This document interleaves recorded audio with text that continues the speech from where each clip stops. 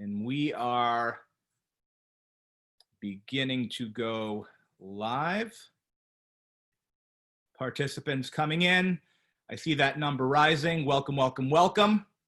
On behalf of OneClass, we will be starting in about a minute as people get set by their computers. Hope everyone is having a good day. As folks come in, you should know that the chat is open. Any questions, please list them there or through the Q&A function that you should see at the bottom of your screen in the little bar. We will certainly get to all questions. We are up to 40 participants almost, which is great. We'll give it one more minute. Thank you for the Blazer shout out, AJ. Doug, thank you for the shout out for conversations. I'm glad that you have found them informative. This will certainly be, in my view, the most practical with some of our policy experts here today. Give it a couple more minutes. Seconds, I should say. Sorry, want to be mindful of time.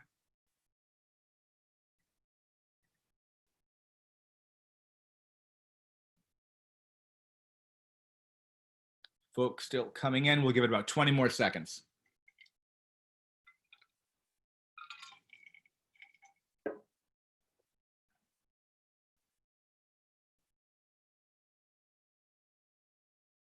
All right, I think we're at a good number now and we are ready to begin.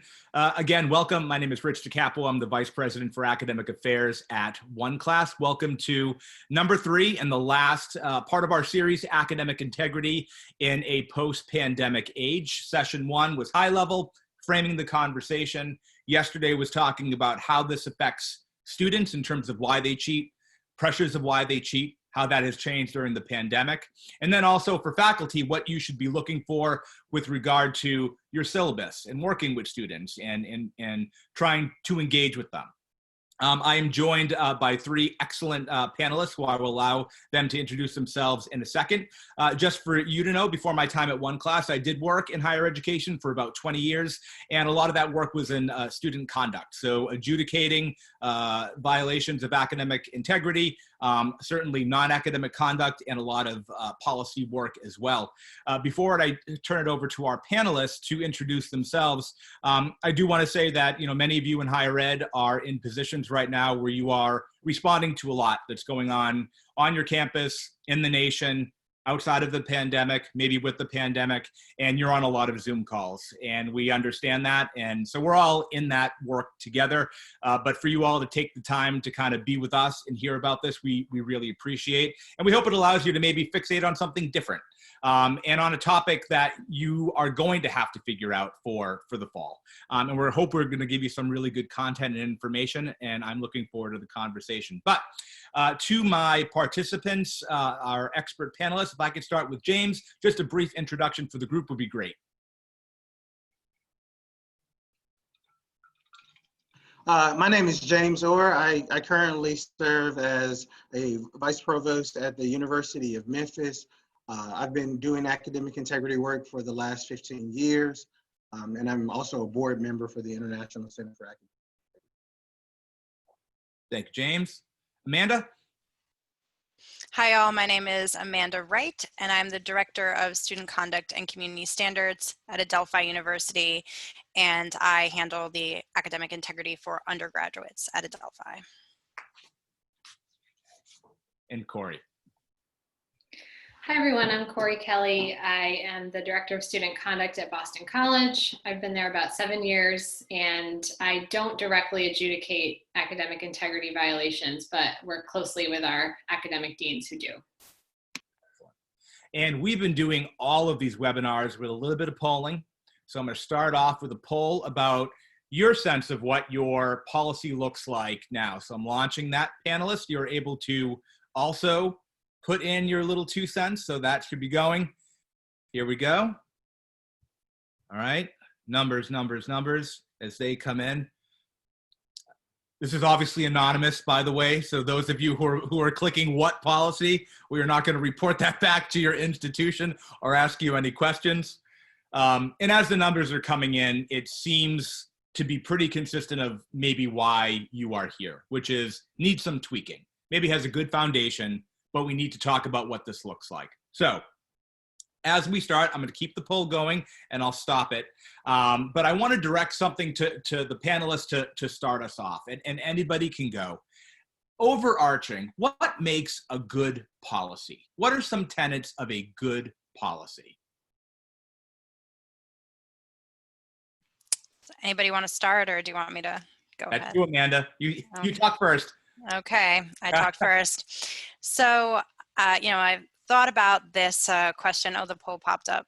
And I really think a good policy helps in achieving the aims and goals and objectives of a university. And when I think about academic integrity in particular, I think we need a policy that balances educational outcomes or remedial educational responses to students, but it also protects the university's interests as a degree granting institution. So we want those policies to be consistent with our culture.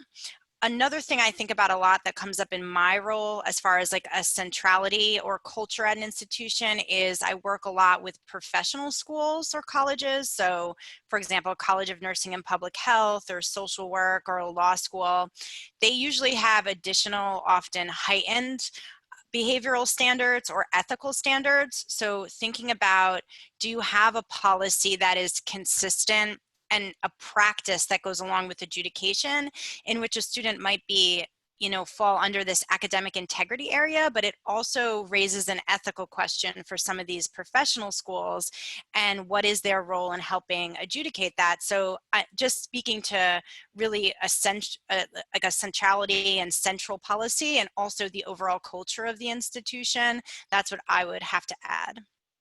Great. And actually, you brought up something that hasn't come up yet, that outside of institutional mission, there may be certain academic programs in their own internal accreditation that may talk about these things in a much different way than just arts and science schools, right? Yes. Those very niche, either STEM fields, law fields, things like that might have different standards. Yeah, and that comes up a lot for my role. And there's often, the reason I bring it up for academic integrity and academic misconduct is people often view it as there is an ethical component there, right? Thinking about like lying, cheating, stealing work. Mm-hmm. So it often overlaps with some ethical or professional standards for students who are going into the field. Right, definitely. Corey or James, anything you want to add to that? Yeah, I would add, I think there's three very important components. One is that due process is followed. So whatever that means, but that is done in a way that's not legalistic in nature, so that it's an education when a student is going through the process that is very restorative in nature. But here's the big one that I think we often miss in academic integrity is that our policies should have some preventative education built into it. So what do we do to educate students prior to a potential violation? And then the third piece is very similar to what Amanda listed, is that there has to be some alignment across the institution. I'm a big fan of centrality in terms of where reports go so that behavior can be tracked and the institution can respond appropriately if there's a pattern of behavior. I think the only couple of things that I would add related to being rooted in the institution's mission and ethos is making sure that from the outset you really have the buy-in of key people, whether those are some internal or external stakeholders, because the last thing that you want is when something happens for the leadership to say, well, why is that in the policy, right? And so I think making sure that it's going to be backed and that everybody is really on board with not only what's in the policy, but why it's in the policy.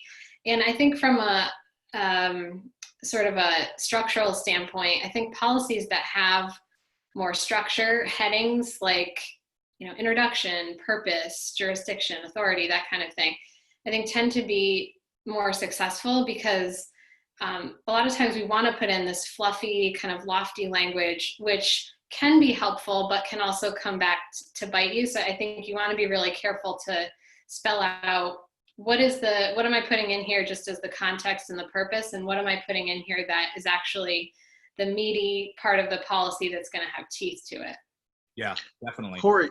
Yeah, sorry. Corey raised a really good point too, is that that I found that it's important, at least on the, and this is not always done on the academic integrity side, is that you probably should have a policy that is those specific meaty things that you need to have, and then have a sort of operations document that's very separate from the very short, concise policy that you have.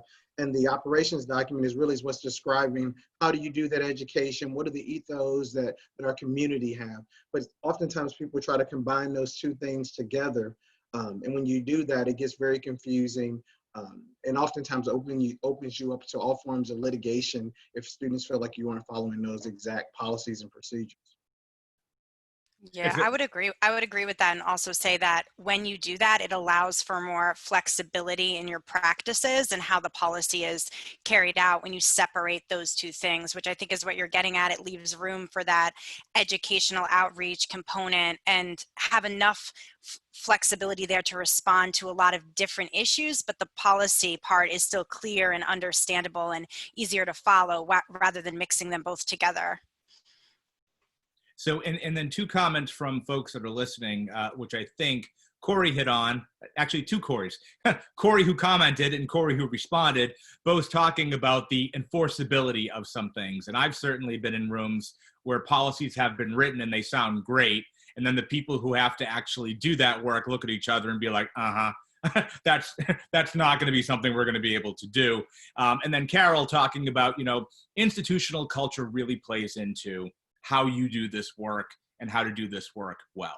And as I said at the beginning, we're trying to make this as action-oriented as we can. And for everybody listening, know that this information will be synthesized and sent back to people who have attended. So you can certainly take notes, but we're going to try to give this to you. And we have a little cheat sheet that I'm going to go off of, which is 7 components of policy development.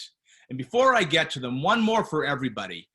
Do you feel, as a result of the pandemic, that you have seen an increase of academic integrity violations? And you don't have to comment about your own institution, but do you feel that this issue is something that is increasing in terms of maybe faculty nervousness, institutional nervousness? We're not kind of ready for this. What's going to happen at the end? That type of stuff.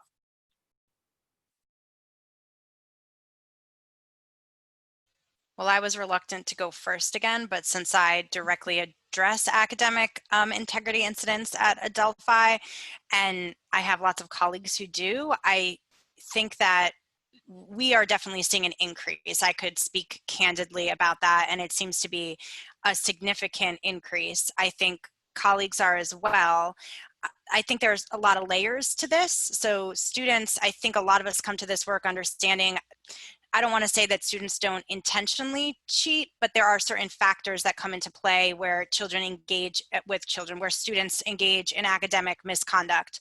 And so, you have all this going on in the world, COVID, these major changes that happened, this transfer to classes being online that I think may have led to this anxiety that students have and potentially could have increased the likelihood that more of these incidents are actually happening because of the external environment and the pressure and the vulnerable situations that a lot of our students are in. Some of them being asked to go home to places that potentially aren't safe or they are not comfortable, right? Or they have to go out and work in the field right now. So that's one thing. I also think that in being faculty and listening to faculty conversations and working with faculty, there is an increase of nervousness about, students are online and they're in their homes and I'm not necessarily used to this and I'm being asked to pivot and change my whole pedagogy to this online environment, which is very different. So if you were a faculty who relied on high stakes tests or exams as assessment methods, they're being very vigilant in trying to track down some of the cheating that could occur when you're in your home, and they haven't really had the opportunity yet to change some of those assessment methods because at least in this semester it happened so quickly. Definitely. Thank you. James or Corey, any insights to that, or just feelings or things that you've seen or are concerned about for the fall? And as I say that, I'm also sending out another poll. I think one of the things that we have to keep in mind is that there is this heightened sense among faculty. So I think that the faculty are more vigilant and looking for academic misconduct that might occur. And we know that the more emphasis and the focus and awareness that a campus has of academic integrity issues, that usually the reports are going to go up. And it's not necessarily because more cheating is or isn't occurring. Oftentimes it's because we're looking for it, right? And we're more aware of signals that it might be occurring. So. That's a great point. And actually, in full disclosure, I was lucky enough to work with Corey and Amanda in my professional life. We were all in the same office. And certainly anybody who is listening who has done Title IX work, if you have really good policies around that with regards to reporting, you are going to see people report what they should. It doesn't mean that there's an increase of these behaviors. It means that there's a vigilance out there that you really want in your community. So the increase, which is not always what people in the top payroll jobs want to hear, but that's the reality. And sometimes that increase in reporting is really, really helpful and good for the institution to gauge kind of where it is. Similar to a poll that we did yesterday, nobody's saying that people are cheating less. People are cheating more. And they cheat the same, we just catch it now. And certainly yesterday, the first session, we talked about these online proctoring companies now, right? That watch your eyes as you're taking tests. And is that an ethical thing to do? Is it an invasion of privacy? Is that something that we want to be doing with our students? But a conversation for another time. But I do want to get into these steps.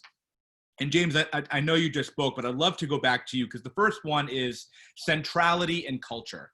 And since you were somebody who has worked in these multiple levels at an institution, can you comment on, even before you start dealing with policy development, right? You have to align. So what would be some tips about institutional culture, getting people to the table? What does that look like? Yeah, I think it starts when I go in and I evaluate a campus, regardless of if you have an honor code policy that reports to student affairs, academic affairs, wherever it is, there are three really quick signals that let you know whether or not you have an effective culture. The first is it high on the campus's agenda? So does the president, the provost, senior leadership, do they talk about integrity? Do they talk about honesty? The second thing is that is there faculty support? When revisions to a policy are made that are really good, that's engaging faculty, almost immediately you're going to see a huge uptick in the number of cases that are reported because faculty are going to be reporting cases. And then the third piece is that how engaged are students? Are students engaged in the policy development process, the adjudication process, and most importantly, the education process? And then the fourth and final piece is that does the institution have a central location to track and record cases of academic dishonesty? Excellent. Thank you. And Jennifer, we see your question. We will definitely get to that. We're going to go through a little bit more of this list. But James, one of the things that you brought up as well that, I experience in some of my roles is, and I think you all have too, is where do you keep your information? And when it comes to academic integrity, there's a higher likelihood of that information kind of being out in the wind, right? With either on faculty members' computers or in different offices or in a dean's office, so that when you do go into somebody's record, you might not see all of that information that you really need to get a good sense of what's going on with that student. In terms of going down the list, so that was centrality and culture, which James, you hit on perfectly. Corey, I'm gonna go to you for number two, because we did a lot of Title IX work, right, and writing policies and institutional policies around that. Number two is competency, the clarity and content of policy, of writing policy. What are your thoughts on that? Yeah, I mean, obviously we all want policies that are written clearly and that are just solid, that, are going to be broad enough to cover what we need them to cover. I think sometimes when we're writing policy, we focus too much on making sure we specify specific behaviors, and we can lose sight of what's the broader concept or underlying theme here, because as we know, there's always those things that come up that we can't imagine in advance. And so I think, of course, you don't want to make your policy so vague or broad that it's going to be criticized for for not being fair. But, and you can't overpromise, I guess, in your policies either, but it should be broad enough to cover what you need it to. And I think that's really the biggest thing. Yeah, and in terms of being clear, I think the clarity piece, you have to make sure that when you think about Title IX or other areas that have become so legalistic, our policies still have to be readable to students and accessible to them. And I think that's another key point there. Yeah, definitely a key point, because a lot of the other panelists like yourself have talked about the majority of the students, when they are engaging around this type of behavior, don't really have a clue that it's wrong. Or don't consider the violation something that would rise to, why are we talking about this? Everyone's kind of doing this. So having it clear, definitely it is helpful. Going to get to one more, and Amanda, I'm going to send this one to you, and then we're going to get to Jennifer's question. With regard to consistency of policy work, especially somebody that's doing all of that, what are your thoughts on the consistency of policy being important? Yeah, so I think that for us, we have one academic integrity policy for all undergraduates, which I think makes sense with multiple policies and the more people you have adjudicating them. So if you're adjudicating them through different colleges and you have a lot of adjudicators, you run the risk of having outcomes that are vastly different and disproportional. I do think that opens you up to some liability or legal challenges in some way, which I don't think is good. Obviously, we want to look at each case as an individual case and what does this individual student need. So I don't think two outcomes are identical nearly ever, but I think it is important to have consistency across schools as much as we can across a college. I also think that helps to build the culture of what is accepted at our universities. And I think when students know what the outcomes are, or at least the potential outcomes in some aggregated way, it lends itself to the culture of saying, okay, I know this is wrong, right? Or I know people are being caught for this, or this is being addressed. And I do think that helps curb students cheating or engaging in this kind of behavior, because again, Rich, as you mentioned, some of them may not know. They think everybody's doing it, right? And so I also think you run the risk with different policies or processes of a certain school getting a reputation, or a certain bunch of classes getting a reputation of, well, everyone kind of does it in the School of Business. I'm just using that as the first thing that came to my mind, right?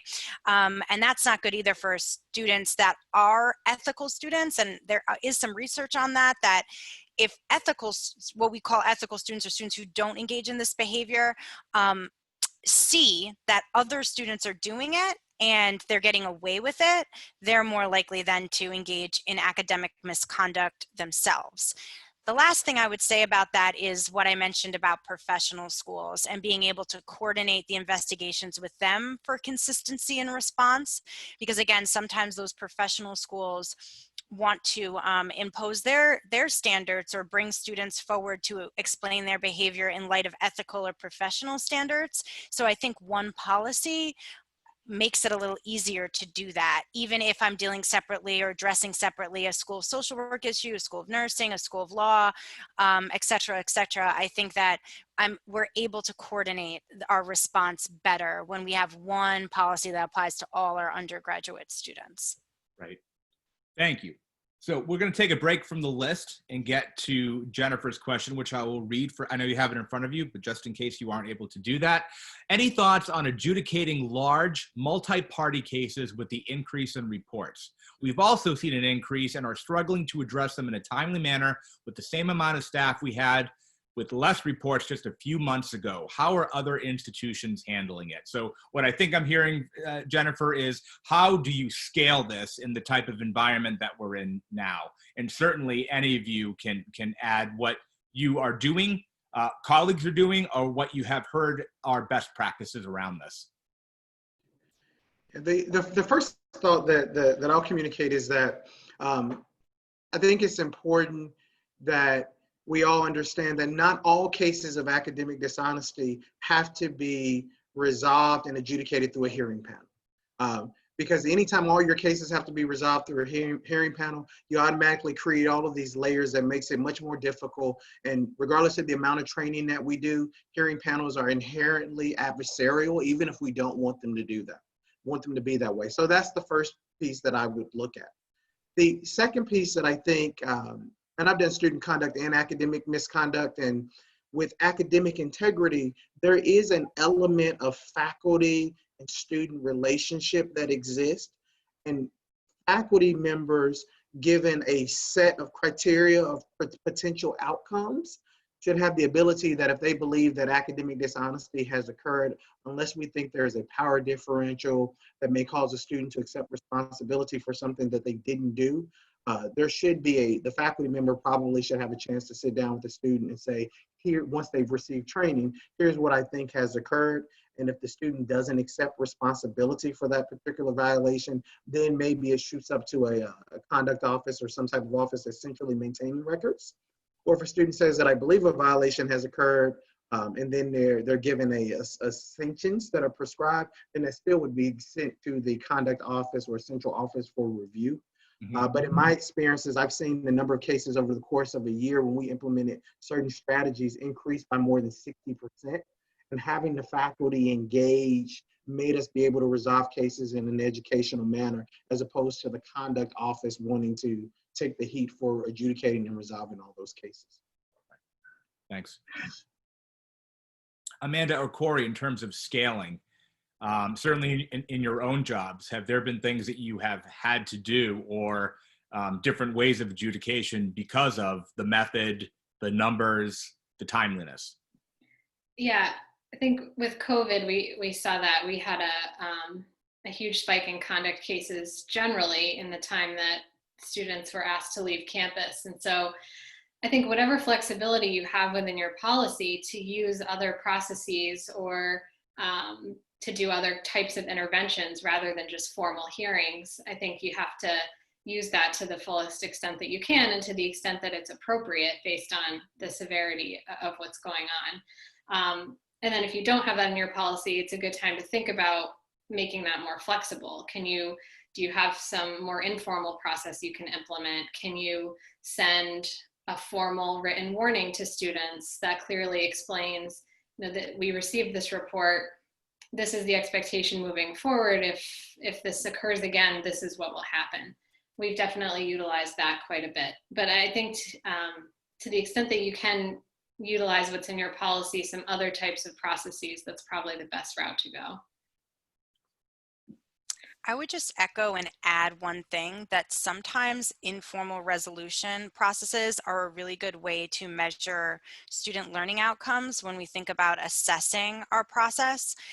So, for example, I haven't used this so much with academic integrity, but as Corey mentioned, we had cases we had to resolve at the end of the year, and we created a informal agreement that students could fill out and agree to do like an educational project. And we provide a sanctioned guidebook that it's a little bit complex to explain in this amount of time, but to sum it up, students have to identify a learning outcome that is consistent with learning outcomes of our unit, and we have specific learning outcomes we want to achieve with academic misconduct. So we'd have them pick them, and then they demonstrate through their educational project that they created themselves, and they have a list of kind of ideas, and the form can all be filled out online, and we have students utilize that, and it actually gives us an artifact, right, that we can assess. So if you have one of these 50 cases, and if anyone wants an example form, I'm happy to talk offline, get in touch with me at Adelphi.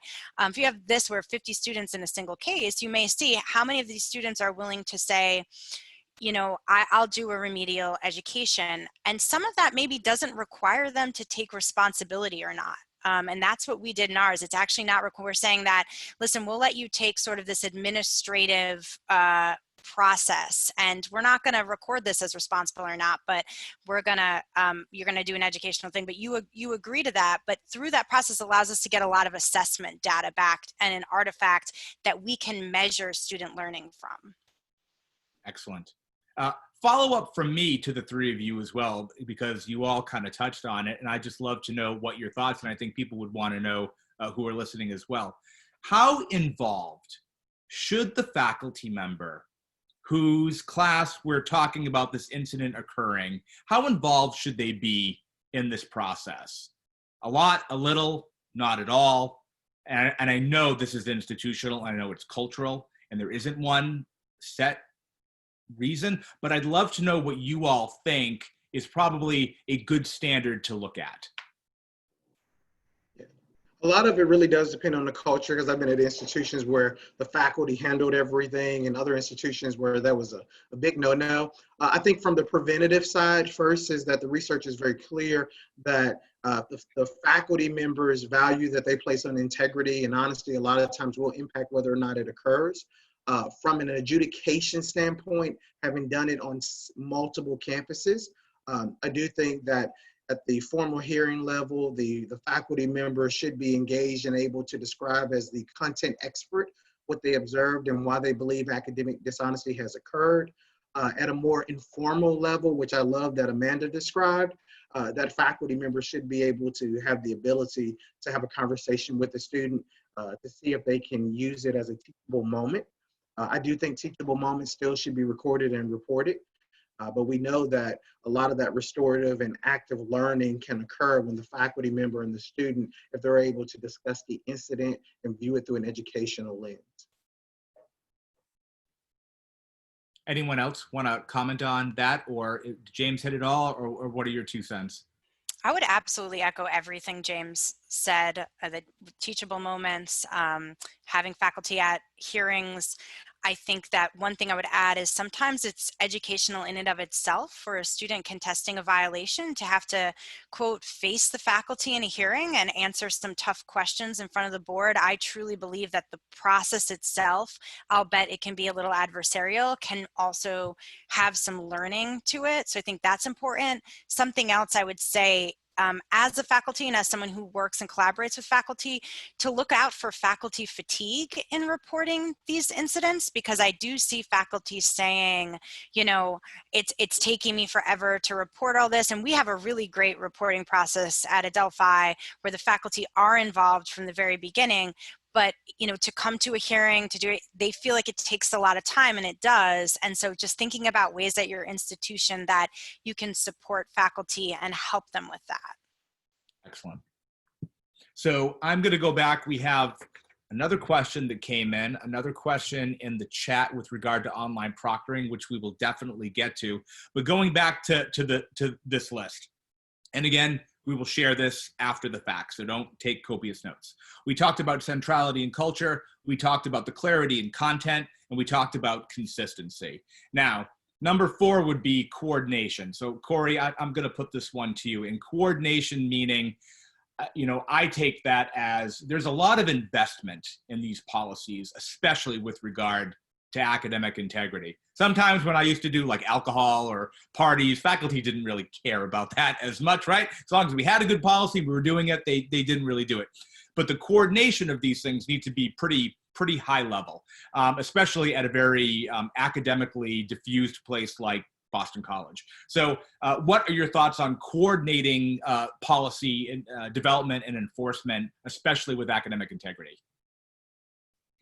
Yeah, I think that for me, what I found to be helpful is to build a foundation first that's going to help you when you get to that policy development stage. So, for example, for us, you know, we've been getting far more reports lately of what you could call disruptive classroom behavior. So, and I think that student affairs and conduct people have a lot of skills to offer there. So I think we always have to ask ourselves, you know, what value can we bring here? How can we be helpful? And how can you start to build that trust? At some schools, it might just automatically be there, but I know in my experience, you have to work at building that. So I think, you know, we've been able to do some dual interventions with conduct and with academic, with students. We've been able to point out, okay, well, these are really some gaps in policy here that kind of straddle both of our worlds. How can we work together to help do that?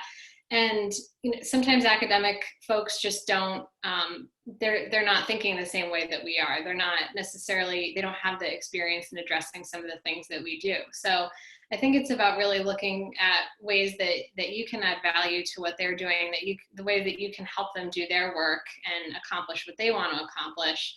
And then when it's time to develop those policies, it's really important to think about who all needs to be there. We can't be having these conversations in silos throughout the institution.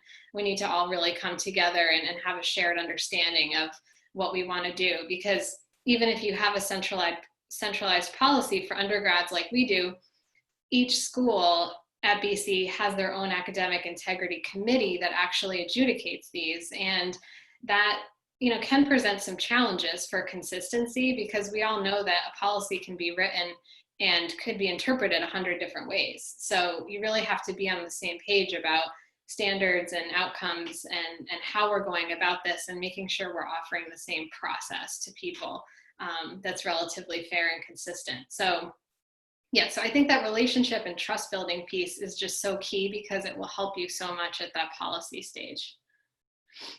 I think you bring up something that hasn't been brought up in that way, but has been consistent in that almost everything that happens at a college is relational. Relationships to students, students back to faculty and staff, staff and faculty with one another.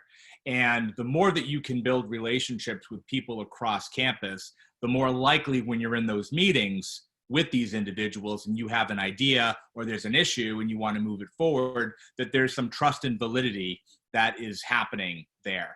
And I think I'm seeing that play out in terms of a lot of presidents' response to protests in our country right now, that even if they're not done well, even the really good statements, if that trust hasn't been built with students already, it's really not resonating, right? And people are calling people out for that type of stuff.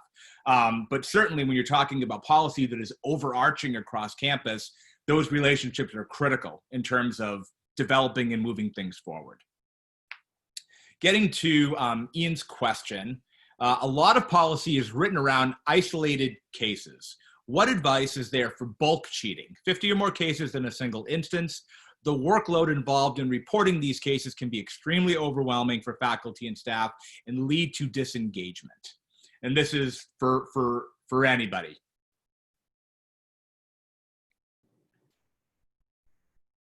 Yeah. One of the things, I'll go back to what Amanda said earlier, is important, is that and what Corey mentioned, that if you have the ability to have an informal resolution where the students will still receive a sanction, but not necessarily have to go to an informal hearing, that's very helpful. I'll run through what we've done in the past. At one point, we had I was working with a case where we had about 60 students who were accused of academic dishonesty. We sent out an email to all the students describing the university's process and their options of accepting responsibility, not accepting responsibility, or requesting a hearing panel. And we described the potential outcomes. And what we found is almost half of those students said, you know what, we were cheating. We understand that we were violating the institution's policies and procedures. And that resolved almost half of those cases. And then we brought the students in and had a conversation with them. And we were able to get to the root of the problem. But the main point is that when we develop these legalistic policies and procedures that are very courtroom-like, what we find, and even what the courts tell us, that oftentimes we're not being educational in how we approach things. That we should ensure due process, but we don't have to develop these very elaborate judiciary type systems in terms of how we evaluate and adjudicate cases. Amanda or Corey, any, we used to do a lot of work where you would have 150 people at an off-campus party, right? And then you'd have to divide and conquer, right? Who are the most responsible, then who is the next tier, and then who are just kind of around, and try to be educational with them. In terms of academic integrity, have you done something similar, or have any thoughts about a good process? I would echo what I said before, and what James said as well, that think about how an informal process can actually serve you really well. For one, it's an opportunity for students to accept accountability, an opportunity for students to design their own learning outcome that is consistent with your unit, your department. What do you want to get out of, what do you want students to learn out of this academic integrity process? And you might be able to actually get better measures of assessment for students to show that they did learn something, they took accountability. Students will accept accountability for their behavior. Students will relate their behavior to the real world or see a connection between academics and their chosen career path, right? We give students those options. We say, hey, this is the informal process. This is what we want you to learn from it. What do you, these are like the 5 things we want you to learn. What ones mean the most to you, right? And can you demonstrate that to us? And we can close the case and feel good about that. And it doesn't necessarily require a one-on-one meeting or a 3 or 4 panel hearing. So they're putting the onus kind of back on the students to engage in that way. And it's a good assessment opportunity. Great. The other, if I will, and one more thing I think is important that we do is that we also communicate to students the not specific cases, but the results of cases in similar situations, whether it is we had this huge group cheating incident, and as a result of this, students were sanctioned, and here's the outcome. Because the more that people know that there are penalties, if you will, for academic misconduct, it reduces the likelihood that those type of situations will occur when we describe the situation, the mistakes that were made, and the outcome. That can be a learning and preventative measure for folks as well. The more transparency I think you can build in that, the better off you're going to be, and working with faculty of how they can build that transparency too into their classrooms. So I think that's really important as well. Working with schools that maybe have had, we probably have a few schools that have had these kind of larger cheating things happen, largest academic integrity incidents happen. So how can we have faculty add these preventative transparency? Is it a website that we can send students to? Is it a 10-question quiz they can take before they start their module, about what's the most likely outcome in academic integrity incidents or something like that? How can we continue to get that into students' minds? Right.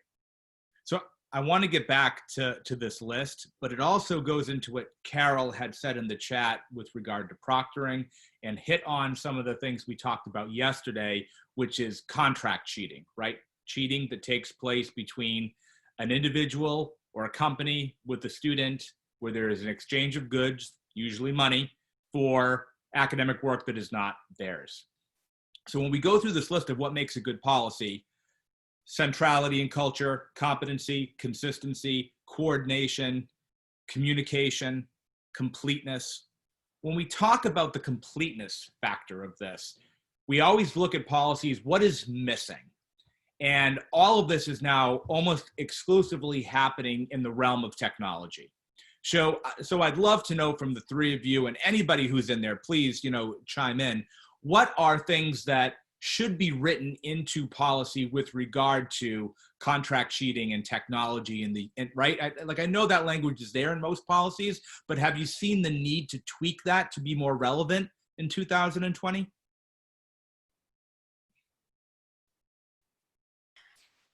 I'm not sure if, I think it is more relevant. I think national trends show, and I was just at the ICAI National Conference, show an increase in contract treating, which can be hard to identify, especially when we have students logging onto a classroom from all over the world, right?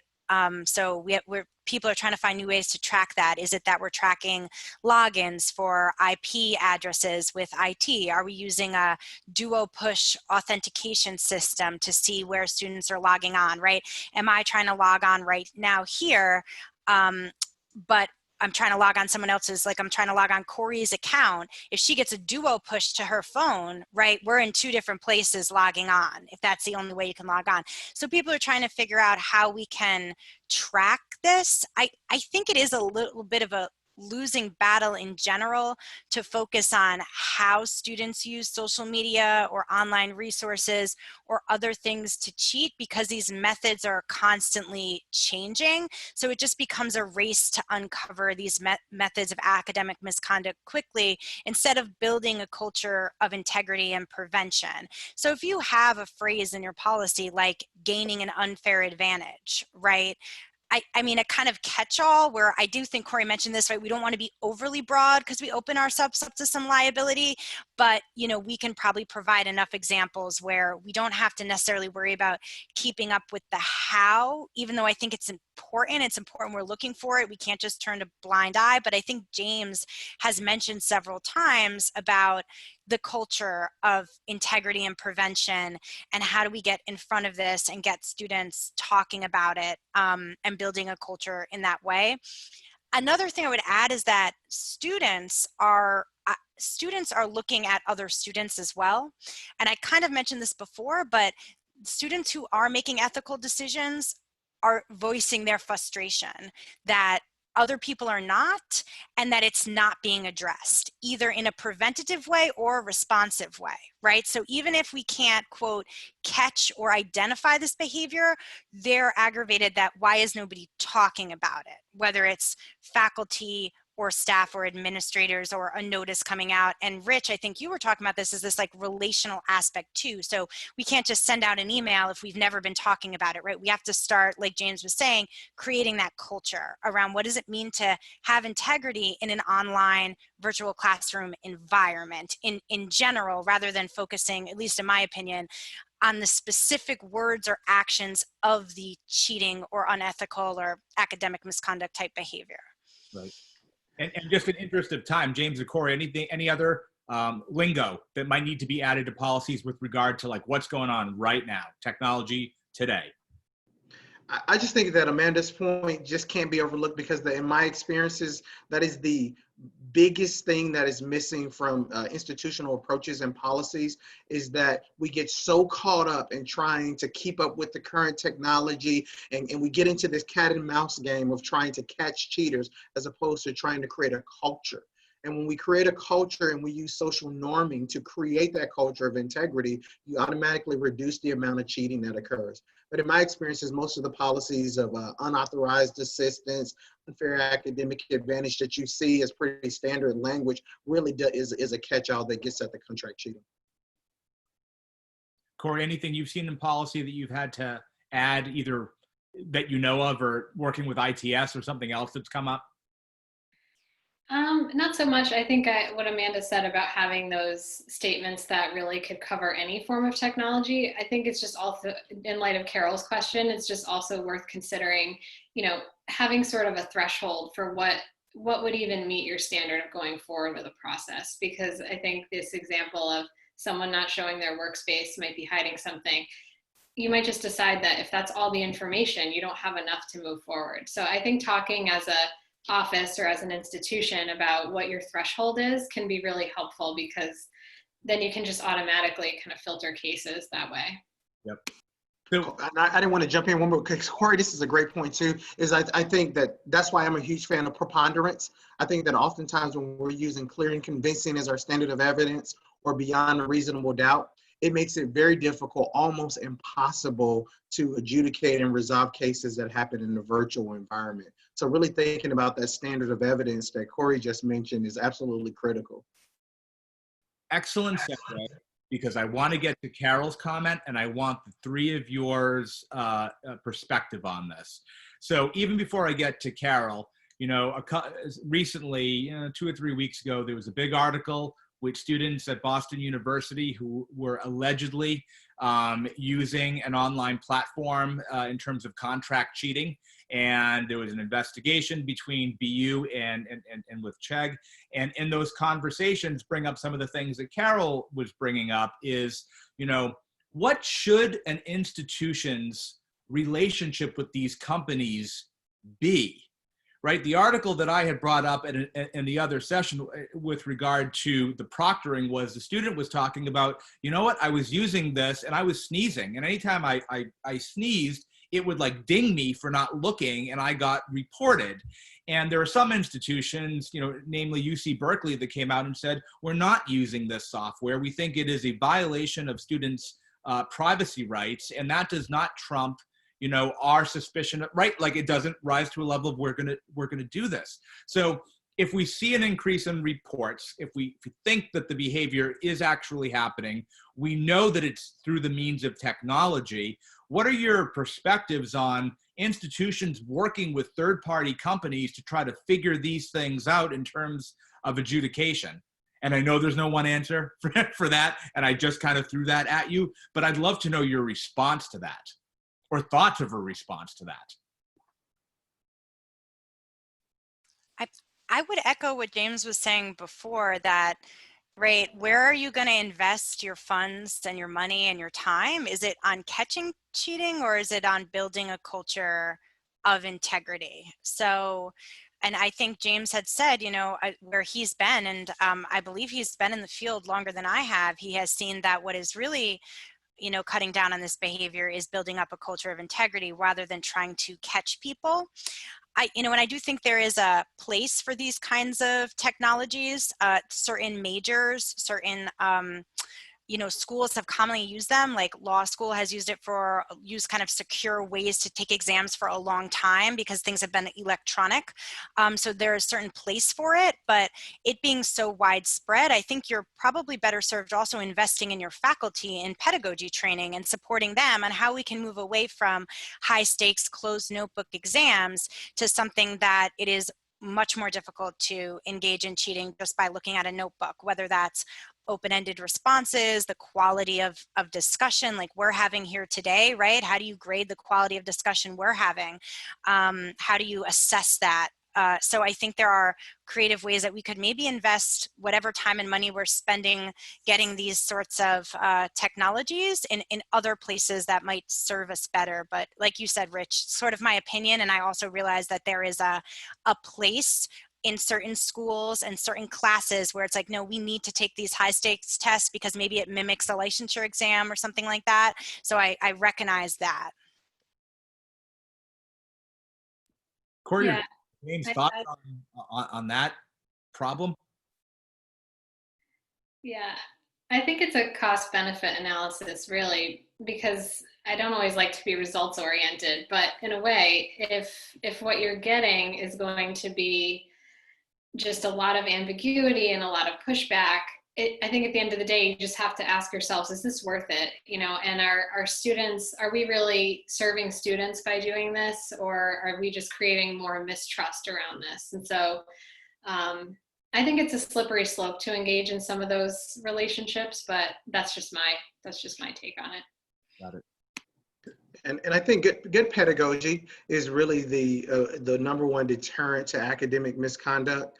And anytime we can foster those relationships of authentic learning, we reduce academic dishonesty. And then one of the things that we haven't touched on that I think is important as well is thinking about how our sanctioning structure looks, and asking the question is, does how we sanction academic misconduct when we see it, does it serve as an incentive or a disincentive for academic misconduct occurring? And is it educational in nature? Right.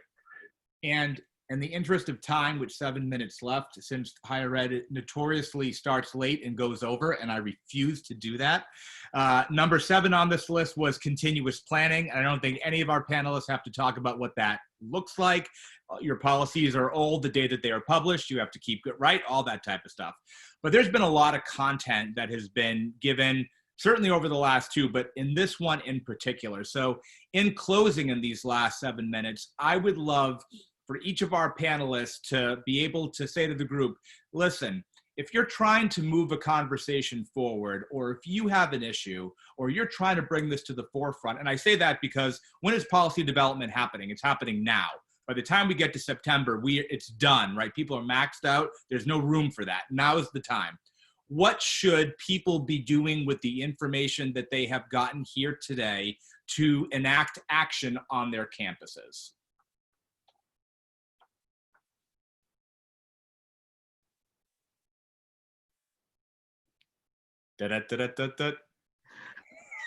Corey. No, Go ahead, James.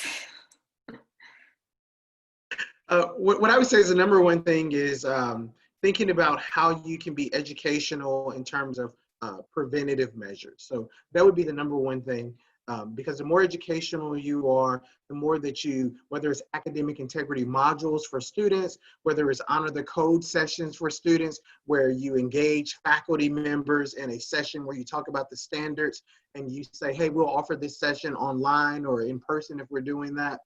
For students, that's the number one thing that you can do, is figure out how do we be proactive and educational in our approach. And then the second thing that I would encourage people to do is to, how do we engage faculty in a discussion of the strengths and the weaknesses that they see in the current system. And once you get that information, you can begin to see the adjustments that may need to be made. Thank you, James. Amanda or Corey?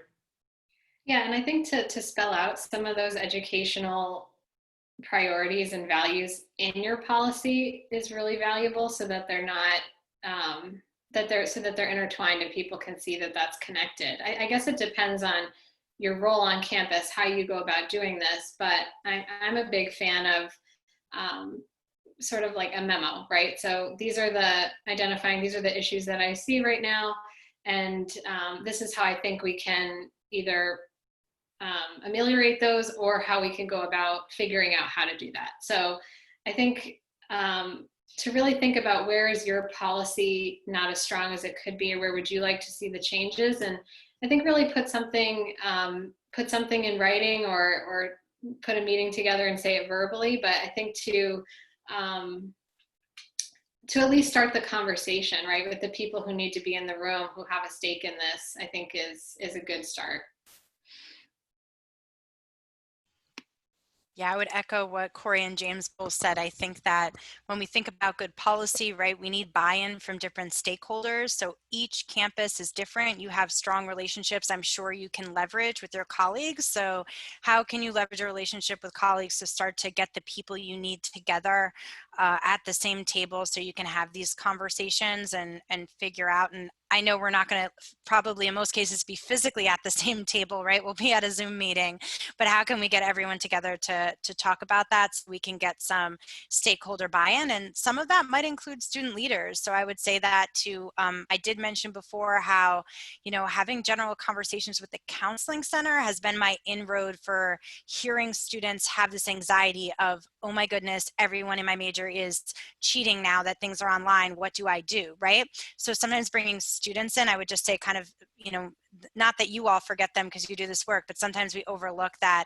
Let's bring them in as stakeholders too, and maybe they will also have good information for you about where your policy might be lacking, or why they think their faculty aren't reporting cheating or academic misconduct, even when they're bringing it to the faculty's attention. So I think that would be my one addition to what James and Corey said. Right.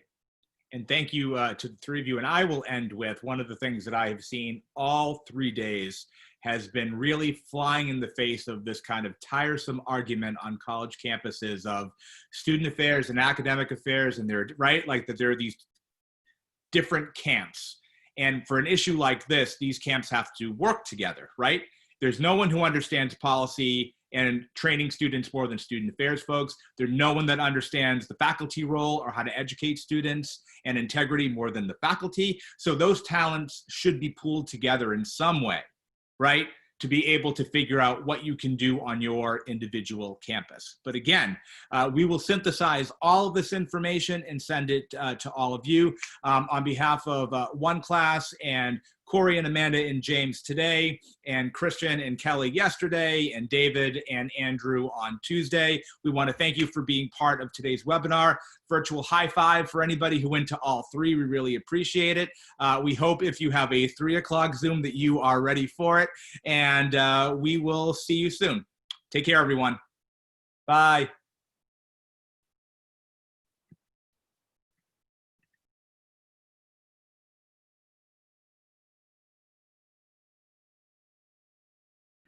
Thank you. It was nice to meet you too, Amanda.